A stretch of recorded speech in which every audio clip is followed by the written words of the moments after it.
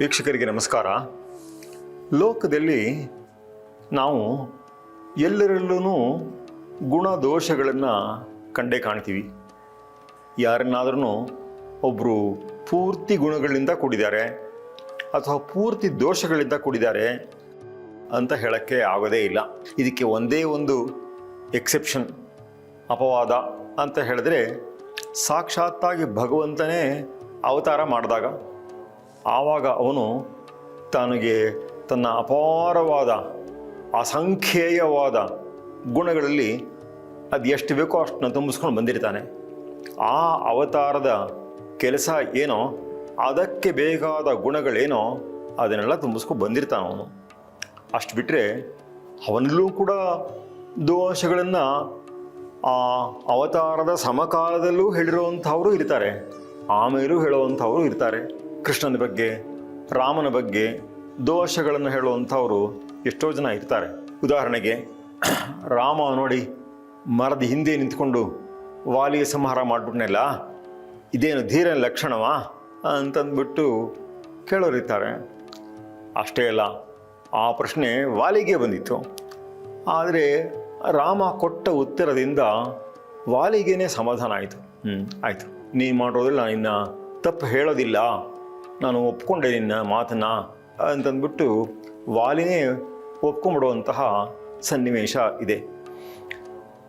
ಆದರೆ ಗಾದೆ ಹೇಳ್ತಾರಲ್ಲ, ಏನಂದರೆ ಕಕ್ಷಿದಾರ ಬಿಟ್ಟರು ಸಾಕ್ಷಿದಾರ ಬಿಡ ಅಂತಂದ್ಬಿಟ್ಟು, ಹಾಗೆ ವಾಲಿನೇ ಒಪ್ಕೊಂಡಿದ್ರು ವಾಲಿ ಒಪ್ಕೊಂಡಿರ್ಬೋದು, ಆದರೆ ನಮಗೆ ಗೊತ್ತಾಗತ್ತೆ, ಇನ್ನು ವಾಲಿಗಿಂತ ಬೆಟ್ರಾಗಿ ನಮಗೆ ಗೊತ್ತಾಗತ್ತೆ ಅಂತಂದ್ಬಿಟ್ಟು ಹೀಗೆಲ್ಲ ಯೋಚನೆ ಮಾಡುವಂಥವ್ರು, ವಾಲಿ ಪರವಾಗಿ ಲಾಯರಿಕೆ ಮಾಡುವಂತಹ ಜನಗಳು ಇರ್ತಾರೆ ಒಂದಿಷ್ಟು ಜನ.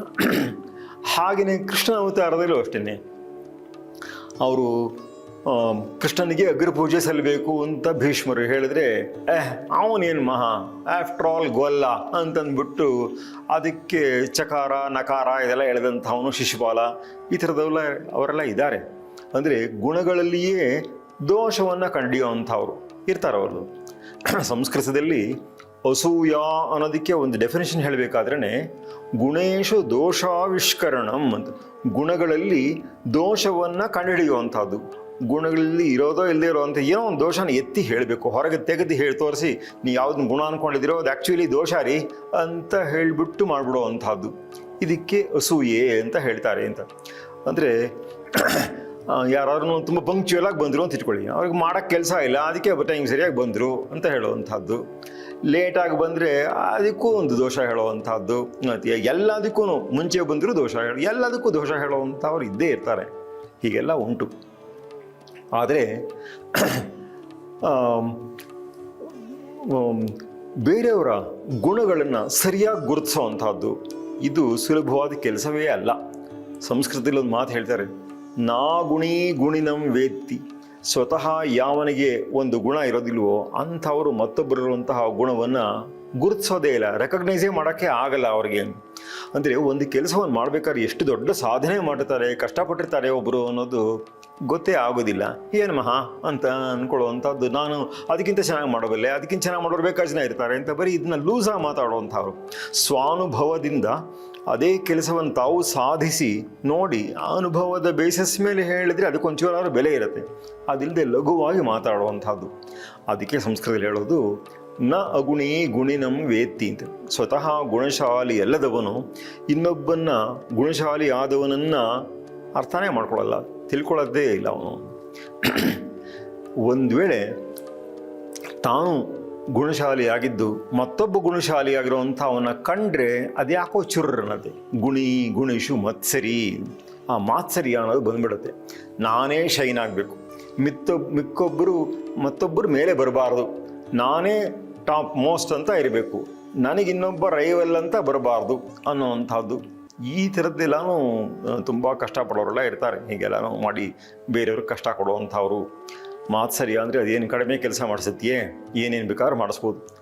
ಒಬ್ಬರು ವೀಣೆ ವಿದ್ವಾಂಸರು ತನ್ನ ಶಿಷ್ಯ ತನಗಿಂತ ಇನ್ನು ಎಲ್ಲಿ ಮೇಲಕ್ಕೆ ಬಂದ್ಬಿಡ್ತಾನೋ ಅಂತ ಮಹಾಪ್ರತಿಭಾ, ಸಣ್ಣ ವಯಸ್ಸಲ್ಲೇ ಮಹಾಪ್ರತಿಭಾವಂತ ಅಂತಂದ್ಬಿಟ್ಟು ಆ ಸಂಕಟಕ್ಕೆ ಅವರು ಅವನ ಮಧ್ಯದ ಬೆರಳನ್ನೇ ಕಚ್ಚಿಬಿಡ್ತಾರಂತೆ.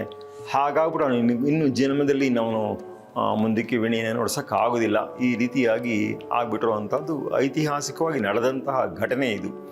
ಆಮೇಲೆ ಅವರೇ ಪಶ್ಚಾತ್ತಾಪ ಪಡ್ಕೊಂಡ್ರು ಅಂತ ಹೇಳ್ತಾರೆ. ಅದು ಪಶ್ಚಾತ್ತಾಪ ಪಡ್ಕೊಂಡ್ರಿ ಕನ್ನಡದಲ್ಲಿ ಏನೋ ಗಾದೆ ಹೇಳ್ತಾರಲ್ಲ, ಕೋಪದಲ್ಲಿ ಕೊಯ್ದ ಮೂಗು ಶಾಂತದಲ್ಲಿ ಬಂದೀತೆ ಅಂತಂದ್ಬಿಟ್ಟು ಹಾಗಾಗ್ಬಿಟ್ರೆ ಕೊನೆಗೆ ಅದು ಏನು ಮಾಡೋಕ್ಕಾಗುತ್ತೆ?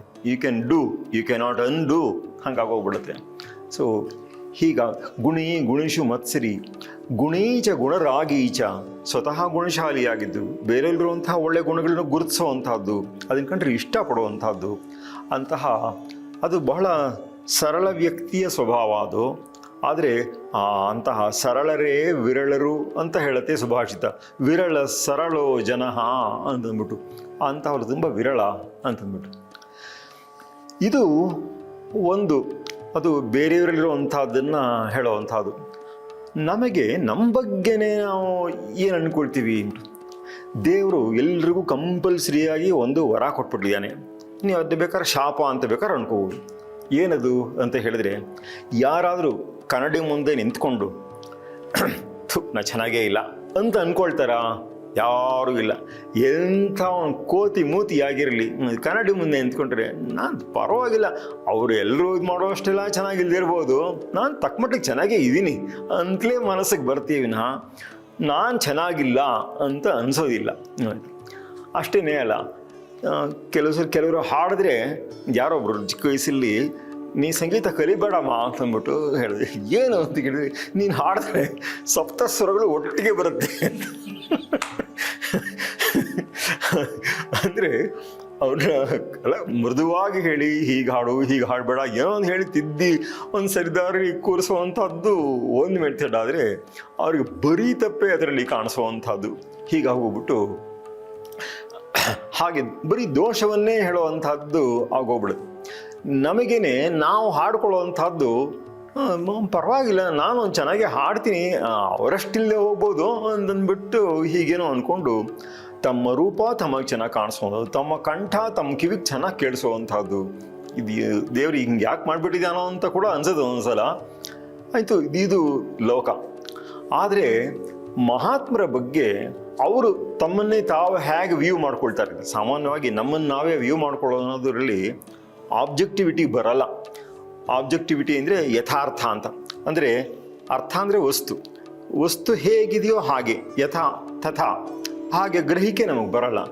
ನಮ್ಮ ಮೈಂಡಲ್ಲಿ ಅನೇಕ ಪ್ರಿಜುಡಿಸ್ಗಳು ಅಂದರೆ ಪೂರ್ವಗ್ರಹಗಳು ಅದು ಸೇರ್ಕೊಂಡ್ಬಿಟ್ರೆ ಅದರ ಸಮೇತವಾಗಿಯೇ ನಾವು ನೋಡೋದು, ಅದನ್ನು ಬಿಟ್ಟು ನಾವು ನೋಡೋಕ್ಕಾಗೋದಿಲ್ಲ. ಹಾಗಾಗ್ಬಿಟ್ಟಾಗ ನಮ್ಮ ಬಗ್ಗೆ ಒಂದು ಕರೆಕ್ಟ್ ಅಸೆಸ್ಮೆಂಟು ನಮಗೆ ಬರೋದೇ ಇಲ್ಲ. ನಾವು ಇರೋದಕ್ಕಿಂತ ಜಾಸ್ತಿನೋ ಇರೋದಕ್ಕಿಂತ ಕಡಿಮೆನೋ ಇದೇನೋ ವ್ಯತ್ಯಾಸಗಳು ಮಾಡಿಕೊಂಡು ನಾವು ನೋಡುವಂಥದ್ದಾಗ್ಬಿಡುತ್ತೆ.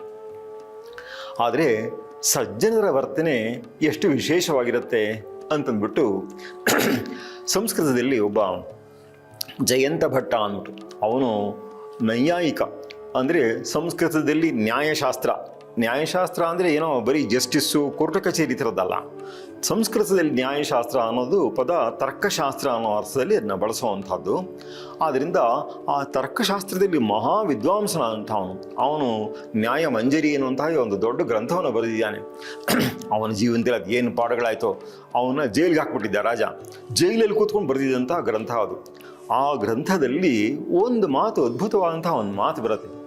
ಅದರಲ್ಲಿ ಮಹಾತ್ಮರು ತಮ್ಮನ್ನು ತಾವು ಹೇಗೆ ಅವಲೋಕನ ಮಾಡ್ಕೊಳ್ತಾರೆ ಅನ್ನೋದ್ರ ಬಗ್ಗೆ ಒಂದು ಮಾತು, ಮತ್ತು ಅದು ಎಷ್ಟು ಆಶ್ಚರ್ಯಕರವಾಗಿದೆ ಅಂತ ಹೇಳ್ತೀವಿ. ಏನು ಆಶ್ಚರ್ಯಕರ, ಹೆಂಗೆ ನೋಡ್ಕೊಳ್ತಾರೋ, ನಮ್ಮ ಥರ ಅಲ್ಲದೆ ಬೇರೆ ಥರ ಏನು ಕಾಣಿಸುತ್ತೆ ಅವ್ರಿಗೆ ಅನ್ನೋದನ್ನು ಅವನು ತುಂಬ ಚೆನ್ನಾಗಿ, ಅವನು ಕವಿ ಕೂಡ, ಆದ್ದರಿಂದ ಕಾವ್ಯಮಯವಾಗಿ ಅದನ್ನು ಹೇಳ್ತಾನೆ. ಅವನೇನು ಹೇಳ್ದೇನು ಅಂತಂದರೆ, ಸಜ್ಜನರು ಹೇಗಪ್ಪ ಅಂತ ಹೇಳಿದ್ರೆ ಗುಣಗಳನ್ನು ಕಂಡ್ರೆ ಸಂತೋಷ ಪಡ್ತಾರಂತೆ, ಆಯಿತಾ. ಆದರೆ ತಮ್ಮಲ್ಲಿ ಅಸಂಖ್ಯವಾದ ಸದ್ಗುಣಗಳಿದ್ರೂ ತಮ್ಮ ಬಗ್ಗೆ ತುಂಬ ಸಂತೋಷ ಅಂತ ಏನಿಲ್ವಂತೆ. ಬೇರೆಯವರಲ್ಲಿ ಸ್ವಲ್ಪವೇ ಗುಣಗಳಿದ್ರೂ ತುಂಬ ಸಂತೋಷ ಪಡ್ತಾರಂತೆ. ಅಸಂಖ್ಯೈರಪಿ ನ ಆತ್ಮೀಯೈ ಗುಣೈ, ತಮ್ಮಲ್ಲಿರುವಂತಹ ಗುಣಗಳು ಅದು ಬೇಕಾದಷ್ಟಿರುತ್ತೆ, ಅಸಂಖ್ಯವಾಗಿರುತ್ತೆ, ಅಂದರೆ ಎಣಸಕ್ಕಾಗಲ್ಲ ಅನ್ನೋಷ್ಟಿರುತ್ತೆ ಅಂತ ಅಂದ್ಬಿಟ್ಟು. ಆದ್ರೂ ಸಂತೋಷ ಏನು ಪಡೋದಿಲ್ಲ. ಆದರೆ ಬೇರೆಯವರಲ್ಲಿ ಕೆಲವೇ ಒಳ್ಳೆಯ ಗುಣಗಳು ಏನು ಕಂಡ್ರೂ ಅದಕ್ಕೆಲ್ಲ ತುಂಬ ಸಂತೋಷ ಪಡ್ದಂತೆ. ಅಲ್ಪೈರಪಿ ಪರಸ್ಥಿತೈ, ಗುಣೈ ಸಂತಹ ಪ್ರಹರ್ಷ್ಯಂತಿ. ಅವರು ತುಂಬ ಸಂತೋಷ ಪಡ್ತಾರೆ, ಗುಣಗಳಿಂದ ಸಂತೋಷ ಪಡ್ತಾರೆ. ತಮ್ಮಲ್ಲಿ ಅನೇಕವಾದ ಗುಣಗಳಿದ್ರೂ ಸಂತೋಷ ಪಡಲ್ಲ, ಬೇರೆಯವರಲ್ಲಿ ಸ್ವಲ್ಪವೇ ಇದ್ರೂ ತುಂಬ ಸಂತೋಷ ಪಡ್ತಾರೆ. ಚಿತ್ರಮೇಷಾಂ ವಿಶೇಷಿತಂ. ಇವರ ನಡತೆ ಎಷ್ಟು ಚಿತ್ರ ಅಲ್ವಾ ಅಂತ. ಸಂಸ್ಕೃತದಲ್ಲಿ ಚಿತ್ರ ಅಂದರೆ ಆಶ್ಚರ್ಯಕರ ಅಂತ ಅಂದ್ಬಿಟ್ಟು, ಆಶ್ಚರ್ಯ ಅಲ್ವಾ ಇವರ ಮಹಾತ್ಮರ ನಡವಳಿಕೆ ಅಂತ ಅಂದ್ಬಿಟ್ಟು. ಅಂದರೆ ಮಹಾತ್ಮರಲ್ಲಿ ಯಾವ ರೀತಿ ಇರುತ್ತೆ ಅಂದರೆ, ನಾವು ಎಷ್ಟು ಸದ್ಗುಣ ಸಂಪನ್ನರಾಗಿದ್ರೂ ಇನ್ನೂ ಎಷ್ಟೋ ಸದ್ಗುಣಗಳನ್ನು ಸಂಪಾದಿಸ್ಕೊಳ್ಬೇಕಾದಿರುತ್ತೆ ಅನ್ನುವಂತಹ ಒಂದು ಭಾವನೆ.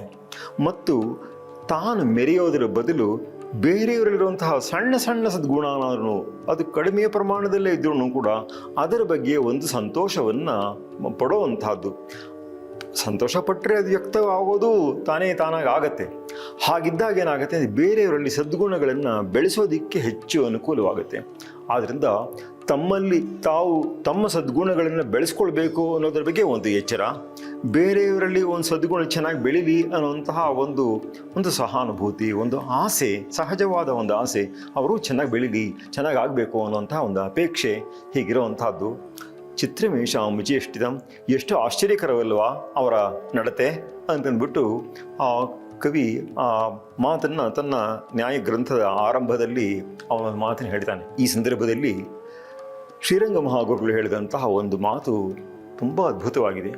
ಒಂದು ಸಣ್ಣ ಸೂತ್ರ, ಅದರಲ್ಲಿ ಇವತ್ತೆಲ್ಲ ಇರೋದು ಅಂದರೆ 7 ಅಕ್ಷರ. ಅದು ನಮ್ಮ ಜೀವನಕ್ಕೆ ದಾರಿ ದೀಪವಾಗುವಂತಹ ಅದ್ಭುತವಾದಂತಹ ಒಂದು ಮಾತು, ಒಂದು ಸುಸೂತ್ರ. ಜೀವನವೇ ಸುಸೂತ್ರವಾಗಿ ನಡೆದುಕೊಂಡು ಹೋಗೋದಕ್ಕೆ ಬೇಕಾದಂತಹ ಒಂದು ಸೂತ್ರ. ಏನದು ಅಂತ ಹೇಳಿದ್ರೆ, ವಿನಯ ಒಂದು ರಕ್ಷೆ ಅಂತಂದ್ಬಿಟ್ಟು. ನಮ್ಮಲ್ಲಿ ಆ ವಿನಯ ಗುಣವನ್ನು ಕಾಪಾಡಿಕೊಂಡಿದ್ರೆ ನಾವು, ಅದು ನಮ್ಮನ್ನು ಕಾಪಾಡುತ್ತೆ. ಧರ್ಮೋ ರಕ್ಷತೆ ರಕ್ಷಿತ ಅಂತೆಲ್ಲ ಹೇಳ್ತೀವಿ, ಧರ್ಮವನ್ನು ನಾವು ಕಾಪಾಡಿದ್ರೆ ನಮ್ಮನ್ನು ಕಾಪಾಡುತ್ತೆ ಅಂತ.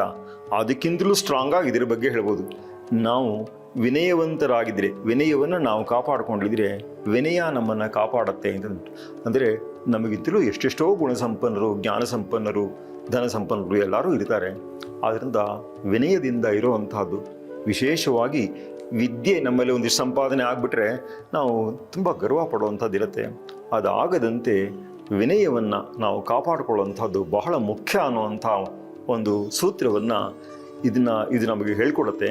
ಇದನ್ನಿಟ್ಕೊಂಡಿದ್ದ ಪಕ್ಷದಲ್ಲಿ ನಾವು ಎಂದೆಂದಿಗೂ ಸುರಕ್ಷಿತರಾಗಿರ್ತೀವಿ ಅನ್ನೋ ಎಚ್ಚರವನ್ನು ನಾವು ವಹಿಸ್ಕೊಳ್ಬಹುದು.